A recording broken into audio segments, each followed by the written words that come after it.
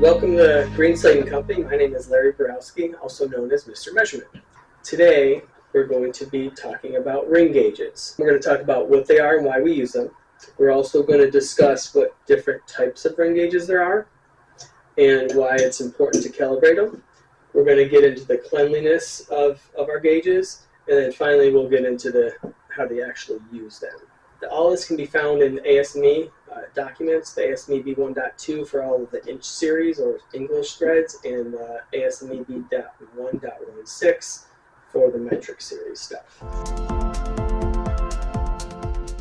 When we talk about what a thread ring gauge is, it's typically a round piece of steel with threads in the middle. Normally they come in pairs for a Go and NoGo. They kind of work as a team.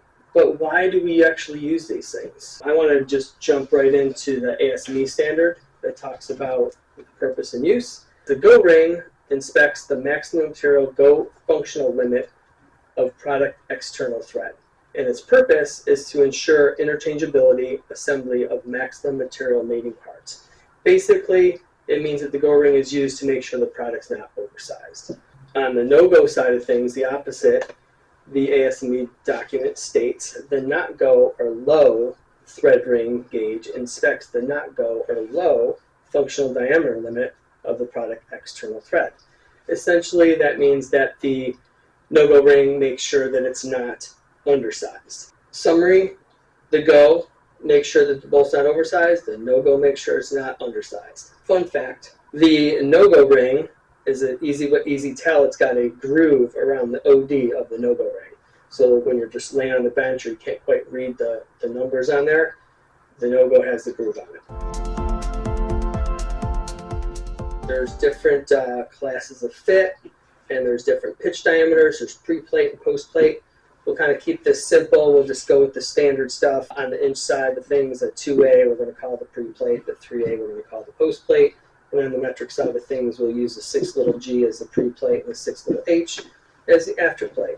So it's important to make sure that your ring gauges, the markings on the ring gauge, match that of what you're inspecting. On the ring gauge, you're going to have, it's going to say go or no go. It's going to have a size, a thread diameter, and a thread pitch. And it's also going to have a class of fit. In this case, this is 3/4 16, 2A, and this is my not go ring. And it's also got a pitch diameter size, like in this case, the NoGopedia is 0.7029. So you're going to get your information from either your spec sheet, your print, some kind of document that says you are making this 3/4 16, 2A or 3A part. What kind of ring gauges are there and how do we keep them calibrated? Two different kinds, solid and adjustable. Solid, one continuous piece of steel with threads in the middle.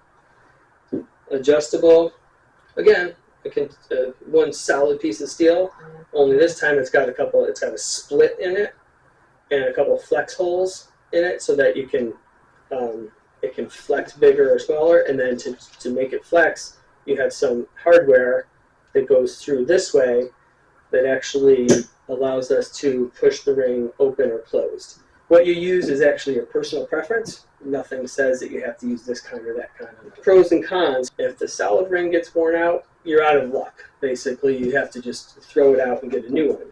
If an adjustable ring gets worn out, that's where the adjusting part comes into play. You loosen your hardware and you have a setting plug, and you're going to reset that ring gauge to the setting plug. You drop a solid ring gauge on the floor, you basically can just pick it up, blow it off, and start using it again. There's no damage, nothing's going to happen to it. You drop an adjustable ring gauge on the floor, possibility is that you've just bumped it out of tolerance. You may have to have that setting plug again to confirm the calibration status. While on top of calibration, kind of goes with both the solid and the adjustable, should be calibrated. And some things to quickly identify whether these rings are calibrated or not. One thing that works on solid and adjustable is that they're always going to have a sticker identifying probably a gauge ID and also minimally a calibration due date. Some stickers have a lot more information depending on the company and the quality policy and all that stuff, but minimally a unique identifier and when it's due.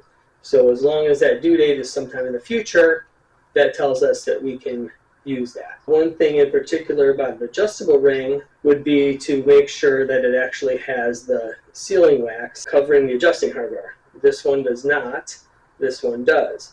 What that tells us is that since this was actually calibrated, no one has messed with the setting.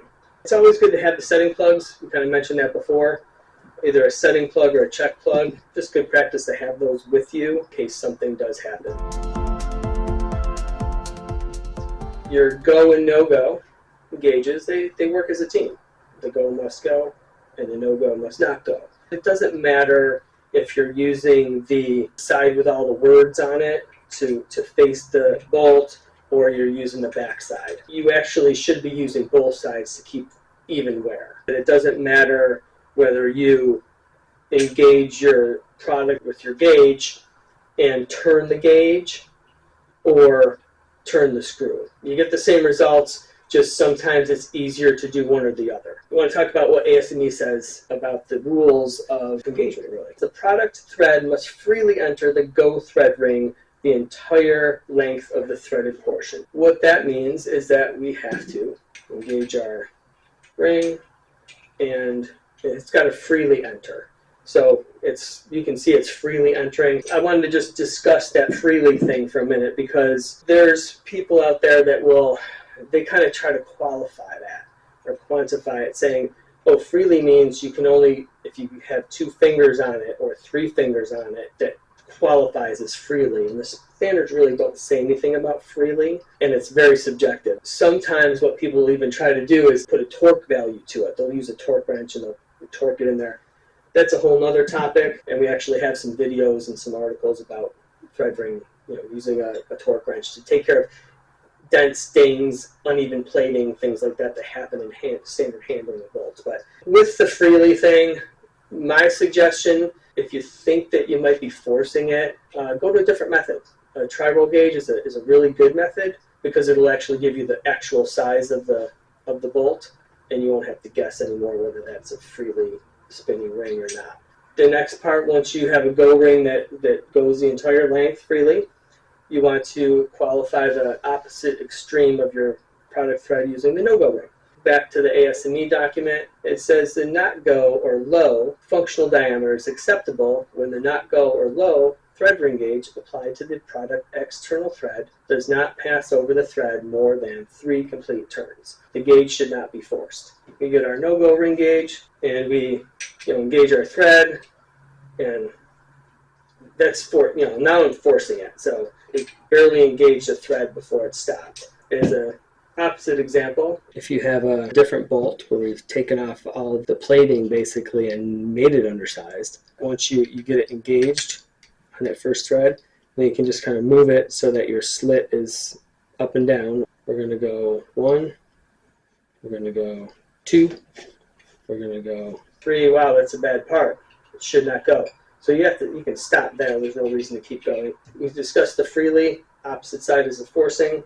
If you don't know if you're forcing it or not, you should be able to tell. But if for some reason you can't, then again, let's refer to something that actually measures the size, like the tri-roll gauge. It's very important to keep your gauges clean. Dirt and debris, those things just cause premature wear.